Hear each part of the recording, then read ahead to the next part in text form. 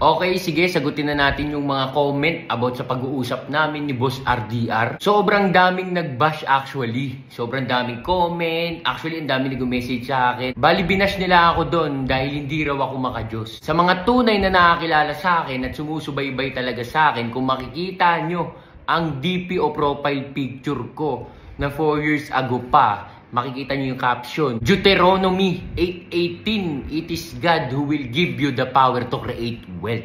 Actually, double meaning pa nga yan eh.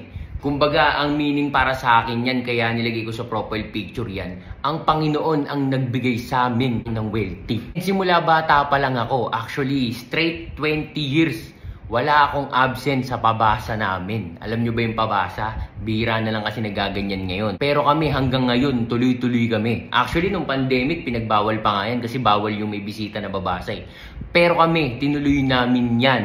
Kahit kaming pamilya lang namin ang nagbasa mismo, magdamag yan. Yung pabasa, sa mga hindi nakakalam, yung aral sa mahal na poon. Actually, kakatapos lang ng pabasa namin nung March. Sa mga hindi rin nakakaalam, no, lahat ng desisyon tsaka ng plano ko ay kinakausap ko ng tahimik ang Diyos. Hindi lang kasi talaga ako showy o palabanggit, talagang action taker kasi ako. Dahil para sa akin, ang importante, ayusin mo yung buhay na pinahiram niya sa'yo. Basta wala kang inaapakan tao, inaagrabyado, gawin mo lahat ng gusto mo. Kasi ang dami nag-message sa akin na hindi raw ako makajos, kaya lang sabay banat ng may bad words sa dulo.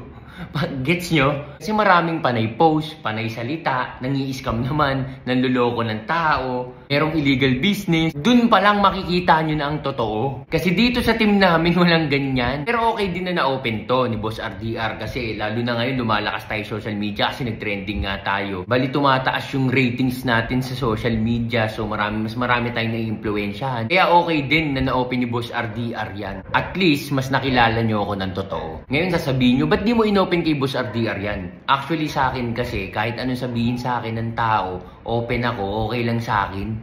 Idol ko si Boss RDR, walang problema dun. At sobrang salamat dahil ngayon mas rumami ang guidance. May bonus pa ng mga viewers. Ngayon, pwedeng ako naman yung magpayo. Hindi nyo makikilala ang isang tao ng totoo sa 2 oras na usapan lang.